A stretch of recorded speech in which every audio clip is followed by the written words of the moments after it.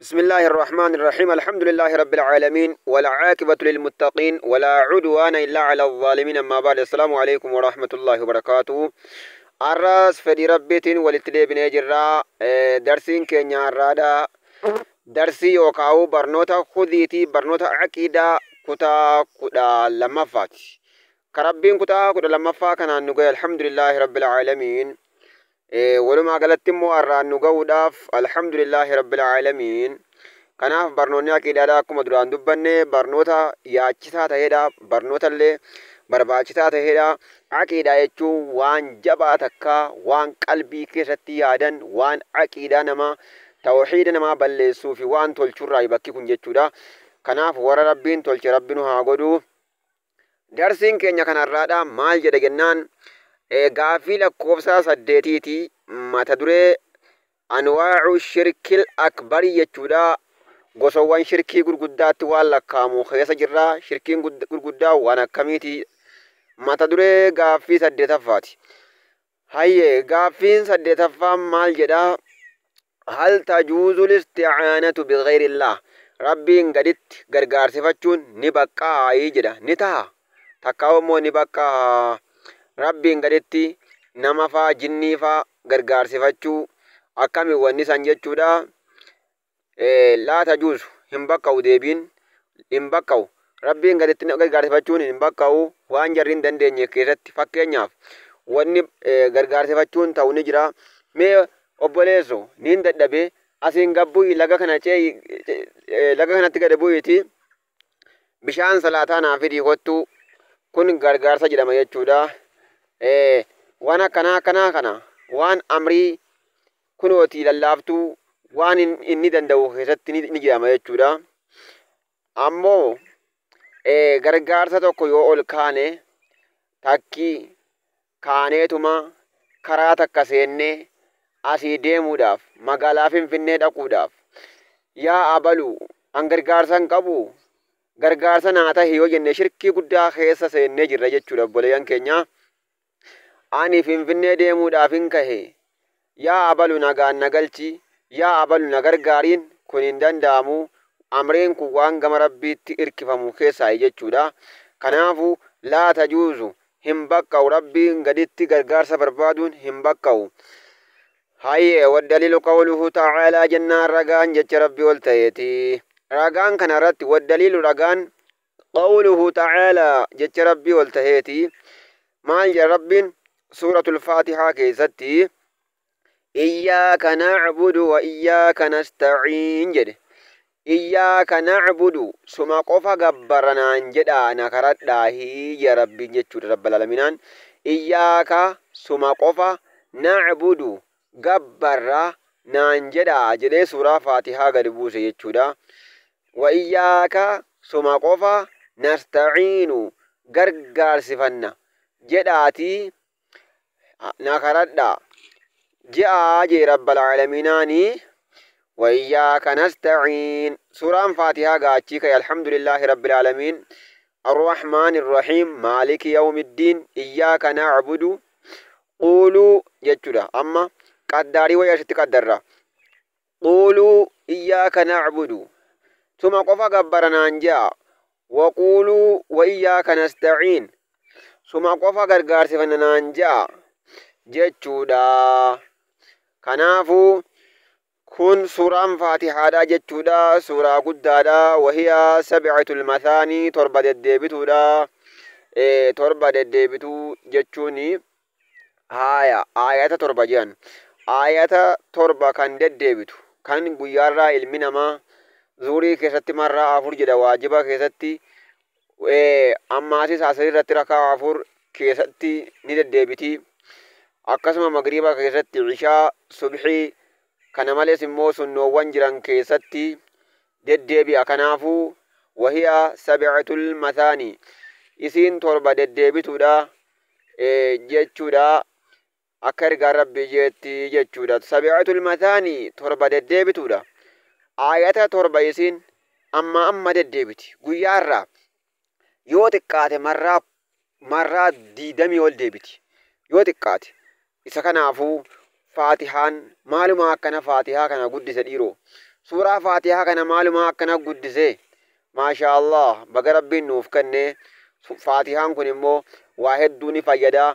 قابتوكو إيه نم جرا صحابوتا جراني صحابون kun nam soddoma tahanii ba'anii beeka biyya biraa deemanii keessummummaadhaaf Abii Saciid il-Kudriyyii faa wajjin deemanii sahabticha guddaa alaafii isaanii biyya takka deemanii nu qubsiisaa keessummaa nu bulchaa jenni uummata kuffaaraatti dhaqanii bulchuu didanii lakki isin hin bulchinu jennaan akkasuma itti dhihaatanii qubatan duuba amiira isaanii amiira kuffaaraa kana achi duuba ganda sana keessaa dhukkuffatee gaggabee duudhaaf gangalatee waan fedhan itti fidanii daggala hunda fidanii dawaa hunda fidanii homaa kennaniifi dadhabanii mee dhaqaa keessummaa sana nu laala ummata achi qubatisan biran mee dawaa nu barbaada jennaan akkasitti gara sahabotaa deebi'anii Abii Saciidiin kun egaa colleedhaan hin beeka jee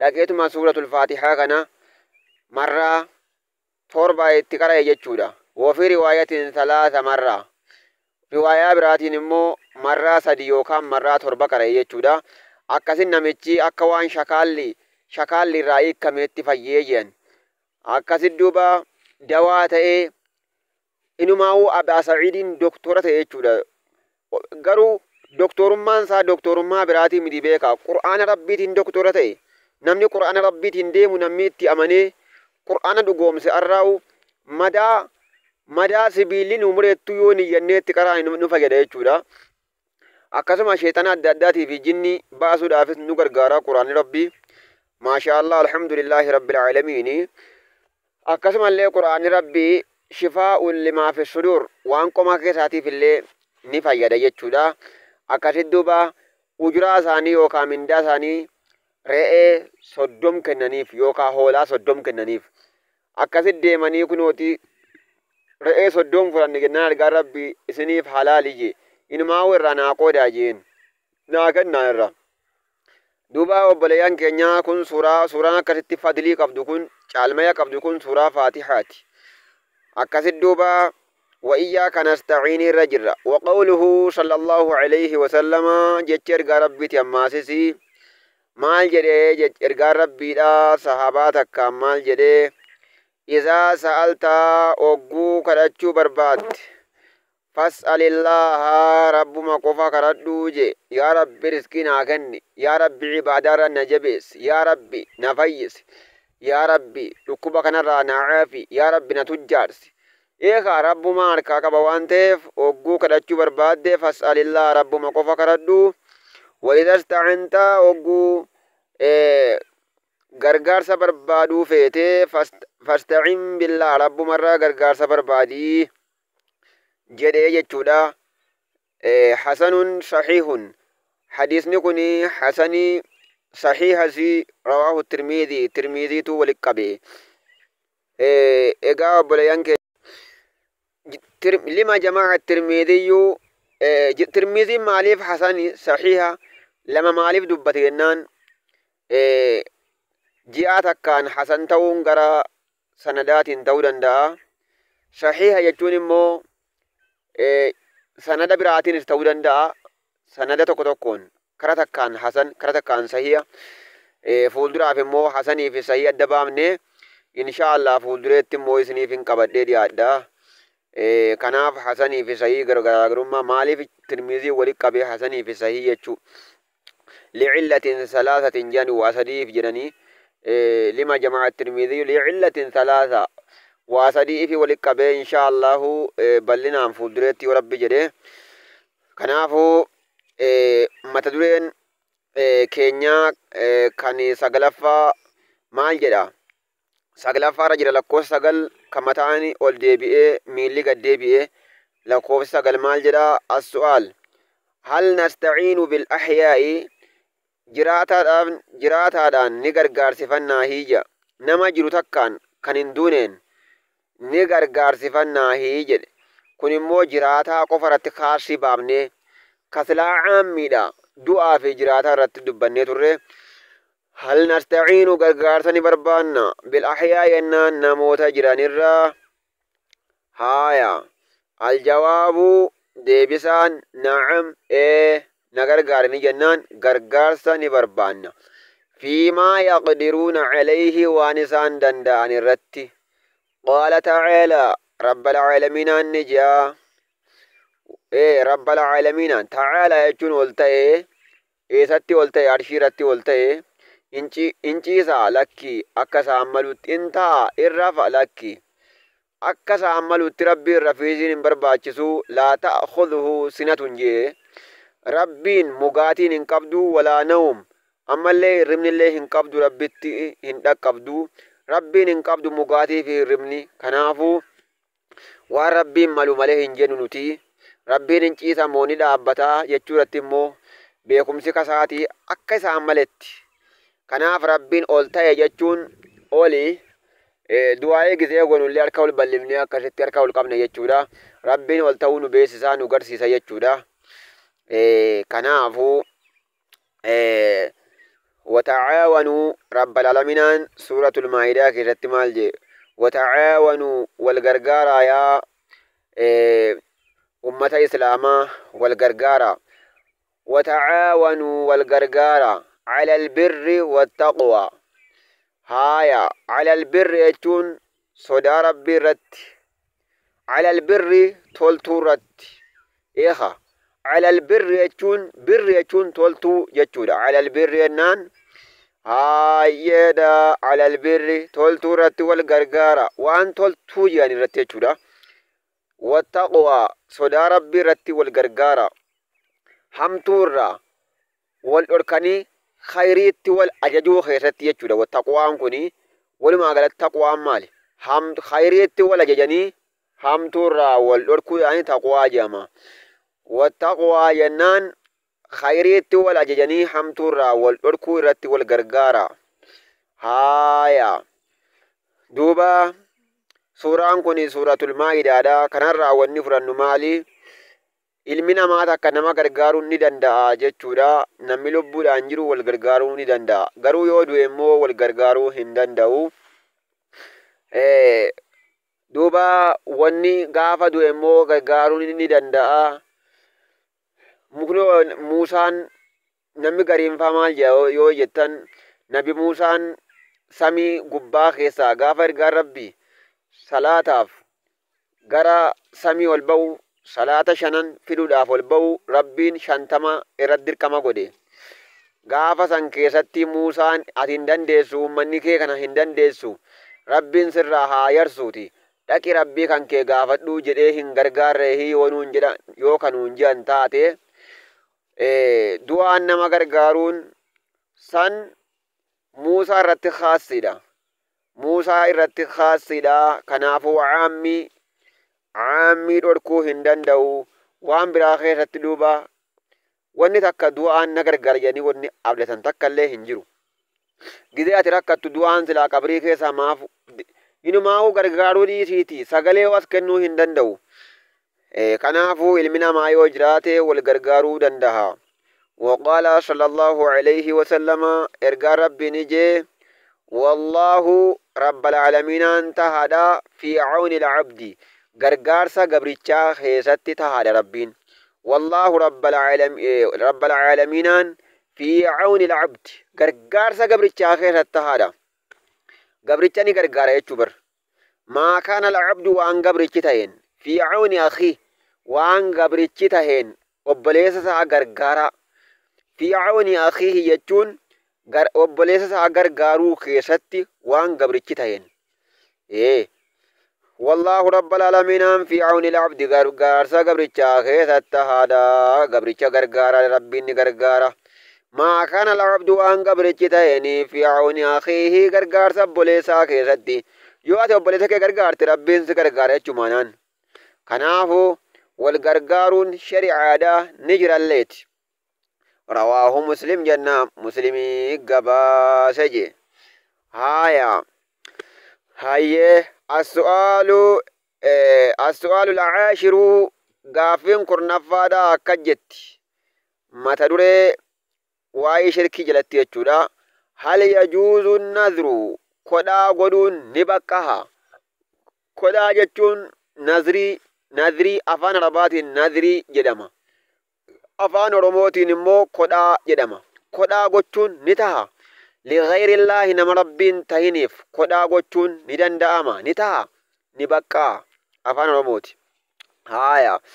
Aljawaabu deebisaan laa yajuuzu nadruu kodhaa gochuun hin ta'u illaa lillaahi rabbiif yoo taate malee. Eegaa namaaf kodhaa godhu jechuun maal jechuudha? Yoo haajaan koo ba'e akkanan godhaa.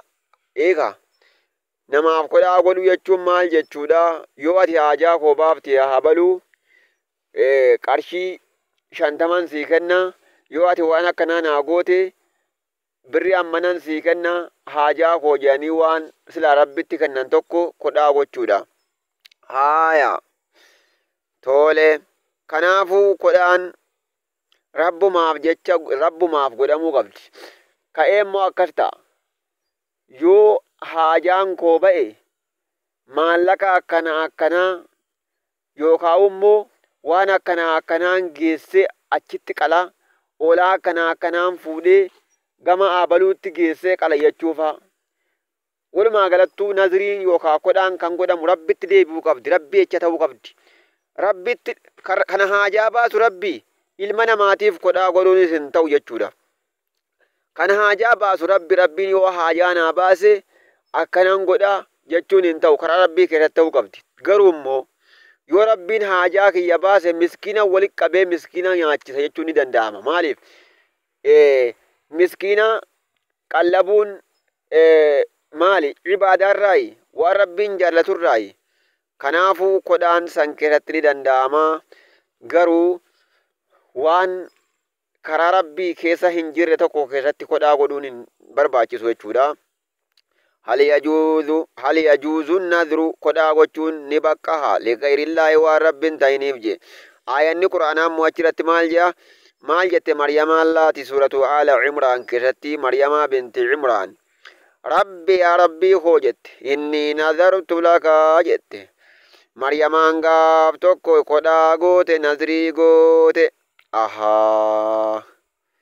Rabbi Maryamaa miti. Eenyure Hannaa jedhamti. Haadha Maryamaadha. Isiidha kan nazrii goote takkaa'u kodhaa kan goote haadha Maryamaati. Haati Maryamaa yoo Hannaa binti Faaquus jedhamti. Hannaa binti Faaquus. Hannaa binti Faaquus kun maal jettee? Maryamaa garaa keessaa ulfa Maryamaa qabdi. Maryamaa haadha Ciisaa garaatti baattee haala jirtuuni rabbi inni nazartu yaa rabbi siif nazrii godheetin jira kodhaa godheetin jira yaa rabbii kiyya hojjette duuba. Maaliif? Laka maafii batnii waan garaa kiyya keessa jiru kana nazrii yookaan kodhaa sii godheera yaa rabbi jetti. Muharraran jennaan bilisoomfamaa haala ta'een. Bilisoomfamaa niin bilisoomsa hojii koorraa masjidatti galchaa jette. Akkasi duuba Maryamaan Baytal Maqdis yookaan Masjidul Aqsaa keessatti achi gatamtee achi jiraataa turte jechuudha. Akkasuma akkuma jette masjidatti geessitee darbite. Falammaa wadaa'at ogguma ammoo isiin dhalattu maal jette?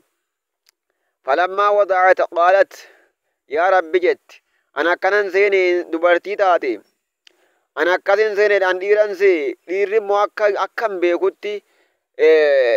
beekutti immoo dubartiin kun masjida kaddamuudhaaf xiqqoo sii akka dhiiraan ta'u jennaan rabbiin maal je? Walaysa zakaru kaluunsaan akkasitti bu'e jechuudha. Lakki rakkoon qabu dubartii machaala jechuudhaan rabbiin deebii godheef jechuudha.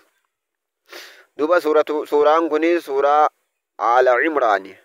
وقوله صلى الله عليه وسلم أما سيسجد إرقى ربيتي من نذر نمني قدا قدي أن يطيع الله ربي بلو يوها جانكو بي ربي نمبلا أكنان قدا جيكا ربي نمبلا يوكا أورا صلاة ركعشن صلاة فليطيعه دوب ربين قالي ها قدو ربين ها بلو جده ومن نذر نمني موقدا قدي أن يعصيه جنان ربي تدلاو يو هاجان كو بي جدا يو هاجان كي بي أني صدق جا يو هاجان كي بي جدا دوبا waan badii takkan hojjedhaa jira.